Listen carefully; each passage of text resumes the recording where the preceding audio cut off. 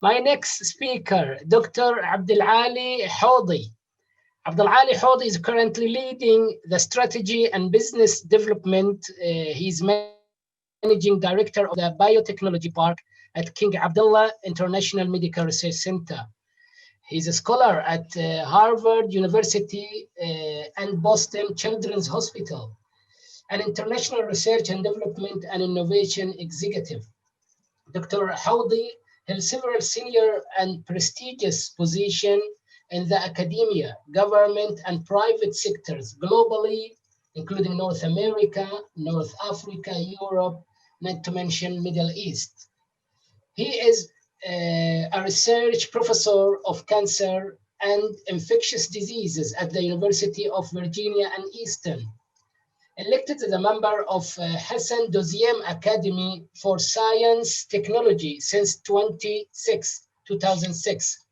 Graduated from University Paris 6e and Paris 11e, France 1996, with a doctoral degree in cellular and molecular genetics. Dr. Haoudi, the dais is yours. Shukran for joining us. Thank you for joining us. Assalamu alaikum. Good afternoon. So thank you very much for the introduction and my great appreciation to the organizers for this opportunity to contribute and to present in this great conference. I have to congratulate the organizers also for the timely and really perfect choice of topics now. So what I will do over the next few minutes, I will actually just, of course, because the topic of this session is research or research and development, I will highlight some of those aspects, of course, taken into, or as example, my institution where I am now, that is the Ministry of National Guard Health Affairs, in particular, the R&D Center, King Abdullah International Medical Research Center. As a medical city or an academic medical center, are basically primarily three different, if I can call them, arms of this health innovation: the Health Sciences University, the sets of general and specialty hospitals we have on the campus, whether it's here in Riyadh, which is the major setup, or in the eastern and western part of the country, as well as our R&D or biomedical research center. As you can see here, we are located throughout the country. We have even one dedicated setup just as a biobank. So obviously, we believe that for any successful research enterprise, you really need to spend some time upfront into doing some exercise on strategic planning. I will pass that. Actually, what we really are keen in doing almost on a yearly basis within our team is that each time we highlight or we revisit each one of these 6 components that you see in front of you that we consider as a part of our R&D enterprise. Primarily, what are the capabilities we have? How are we evolving or progressing in our R&D programs and initiatives? Do we have sufficient enabling R&D platform? Are they properly really shared among different departments? Are there or not any unnecessary duplication of resources and so on? And obviously, one of the key components we believe one of the key components in our success will be that we have enough really training and capacity development or capacity building programs, whether it's within the research center or through the university, or even in partnership or collaboration with other institutions locally and internationally. We also see, although it's an academic, as you can see from its name, an academic medical center, but we do really give a lot of importance to the development part, to the commercialization part. And we launched just a couple of years ago our biotechnology part, which is at early stage, but it's already a couple of projects, and we hopefully will keep developing it. Ultimately, we will see how good we are based on our local and global reputation, but most importantly, that is defined by the quality of our science. So really what we are doing, and this is not different from perhaps the journey of R&D and innovation in any other institution, whether it's in this country, in the region, or globally. We do have basic research programs. We have also our animal facility where we perform our preclinical research and studies. And we have set up recently, even a phase 1 clinical trial center that was registered through our Saudi FDA. We run roughly on a yearly basis about 65 to 70 clinical trials per year, but mostly on phase 2 and phase 3. We are just starting really phase 1 clinical trial this year. And again, as I mentioned, ultimately, some of this project, when they are translatable, if I can use the word translation or translational research, some of those hopefully could maybe lead to products, whether it's new drugs, hopefully, or vaccines, or medical devices.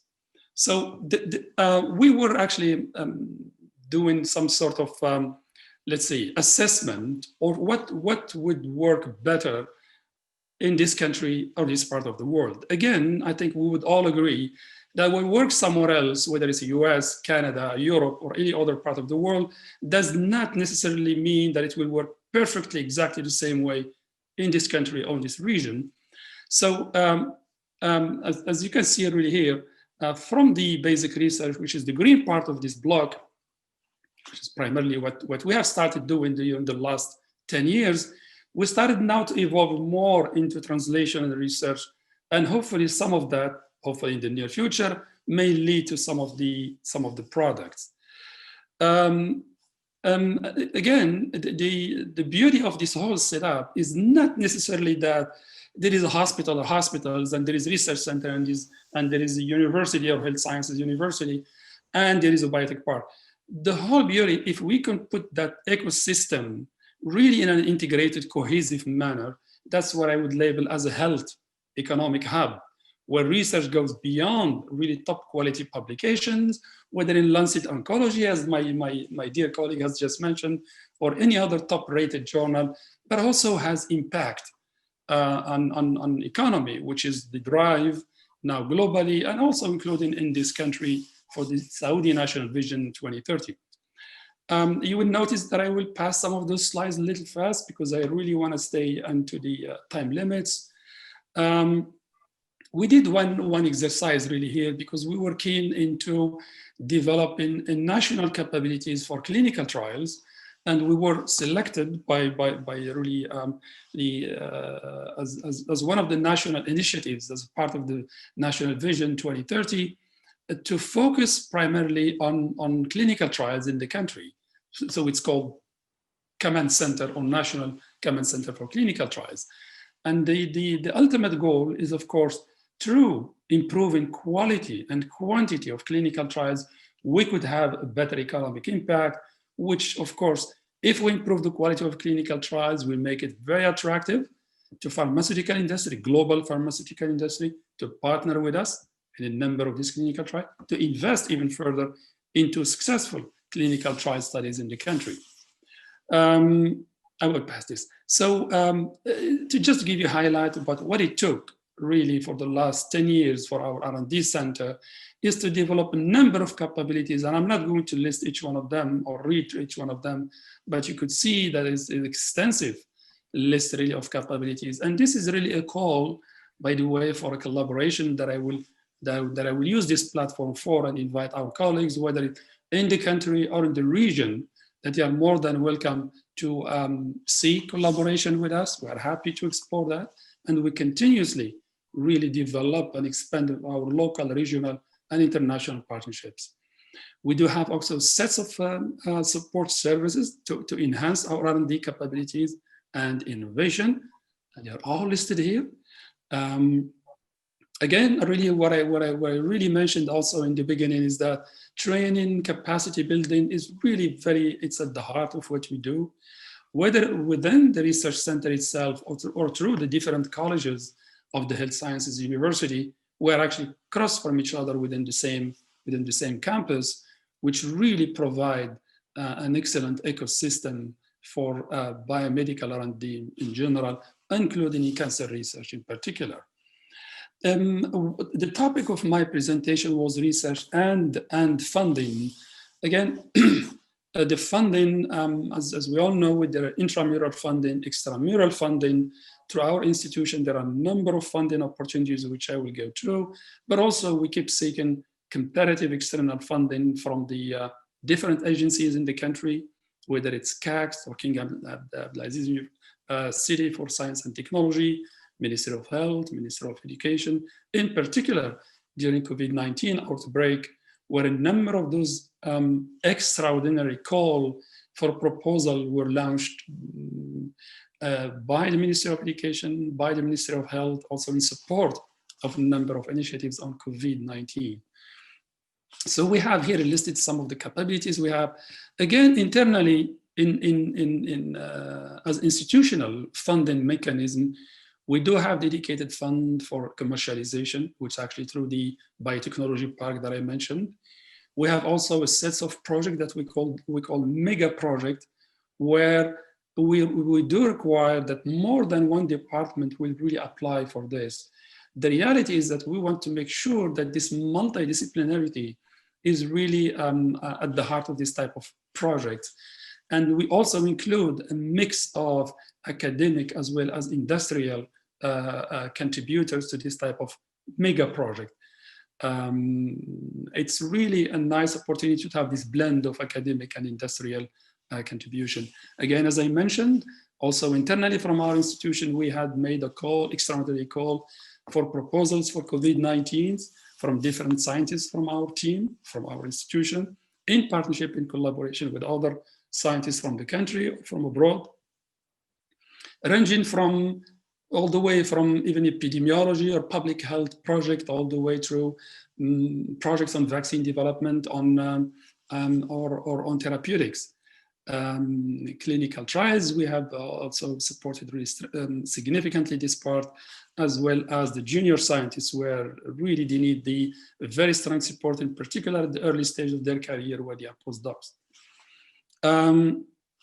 As you could see, as a part of our strategic direction, cancer is one of the top priorities that we do have in our research agenda, in addition to genetics and rare disease, genetic and rare disease, cardiovascular metabolic disorders, as well as infectious disease.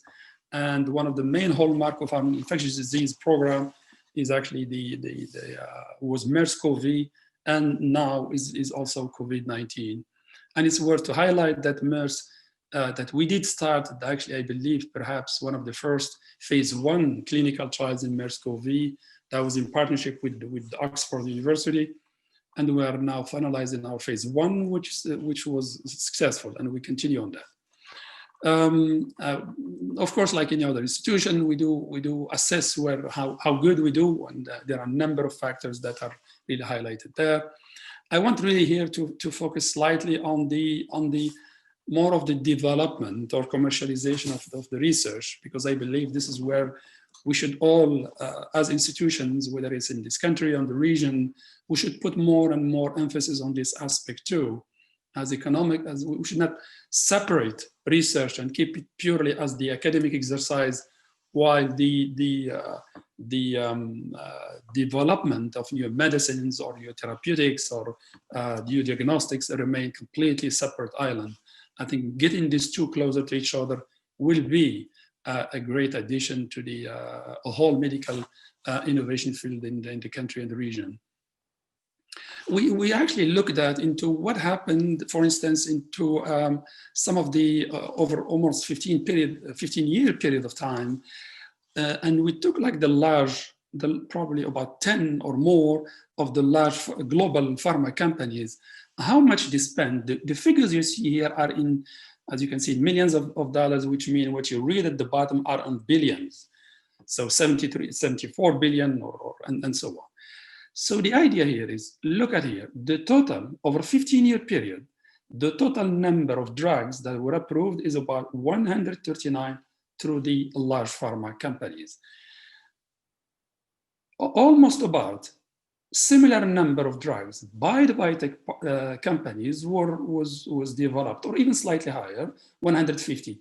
Yet the investment through the biotech companies way much lower, which was only $780 million in comparison with $74 billion by the large pharma.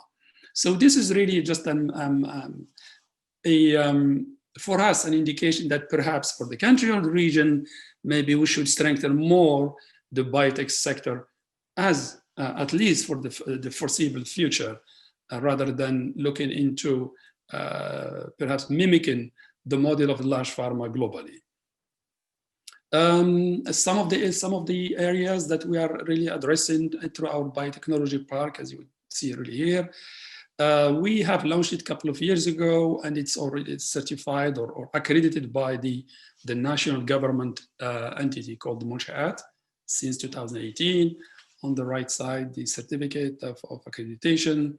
We have started already in a couple of projects really here, and we have managed to against competitive external funding for it, and hopefully we'll continue to add to the project that we're already set up. It is quite flexible setup. It's open to either spin out or spin off, let's say, company or project from scientists or researchers from within the organization, or also partnership or joint venture with other entities outside of our organization or even outside of the country. So far, we have primarily developed a company as a joint venture to actually manufacture cell culture media and other related buffers or media support, and also a bioequivalence laboratory for bioanalytical testing. And we are also in the process of developing a vaccine capability as well. So I pass those. The reality is, I believe that large part of the success of any organization, in particular in the R&D, is really the quality and the strategic choice of its partnership. We really truly put a lot of emphasis on that, and we select and continue really seeking strategic partnership with academic, government, and industrial entities from within the country, the region, and globally. And here it was just listed with our, I was doing this fun exercise with our contract unit and just trying to see how many entities we have partnership with or collaboration with. And of course, I will relieve you the pain of going through each one of them, but simply to show that the diversity of this institution, whether it's pharmaceutical companies, academic or contract research organization, and so on. So the list is very, very, very long. And obviously, again, we do have to share our new development, our science, whether through international peer-reviewed journal or also for locally through a number of stakeholders. We have a number of in-house publications that we developed. Some of them are printed, some of them are online or a combination, whether it as science magazines or as newsletters. Now I want to read to, this is probably the slide before last, where during this critical situations as a global pandemic, are there any lessons for us to learn really in the R&D? I did give you the example of our setup, which is not really unique. There are a number of other academic medical institutions in the country and the region, but the call here, should we keep considering or operating on the same way, or perhaps revisit that whole concept of academic medical center where the academic research is no longer fragmented, separated from the development, from the product development, and in particular emphasizing or enhancing again the biotechnology arm and commercialization to become almost, if not completely, an integral part of the whole setup of the academic medical center. Perhaps, I don't know if we call it academic medical center, maybe health economic zone for the future or something similar. My second point is, again, one of the tremendous actually achievement we have seen or we have heard of during this global pandemic is how fast a number of institutions, in particular large pharma company, were able to bring almost to the perhaps completion of phase 3 clinical trials, those new vaccine candidates in a period between 6 to 12 months, where we all know that in general, it takes anywhere between 5 to 10 years to achieve the same result. So there is something to learn from this. Is this really will become the future, the norm, the practice, that instead of this number of years and the high cost, we'll now be able to achieve almost final product. In this example, vaccine, a COVID-19 vaccine is such a short period of time? Or is it just a unique situation that perhaps we may not be able to replicate? This is something really open for discussion. One of the proposal was actually, and I'm really grateful to the speakers in the previous session, Dr. Roy and Dr. Nadine, when they reflected on perhaps the importance of artificial intelligence on either facilitating or accelerating or improving the whole process of clinical trials, because at the end, and so far, and and until further notice, we cannot and we should not really approve any new vaccine or any new drug or even medical devices without. Dr. Abdel Ali, 1 minute. Thank you. Okay. Without really it's stringent, really, a whole clinical trial process. So clearly there are, as I mentioned, this is multifaceted, the global health challenge, a number of factors will need to be addressed, whether it's at the regulatory, governance, funding, and so on. So this is really, reaching the last slide, that's impressive. So here I would like just to recognize some of our key strategic local partners, and of course the list is much longer, but those are really some of the key strategic partners. And again, I would like to thank you and all the organizers for this wonderful opportunity. Thank you very much.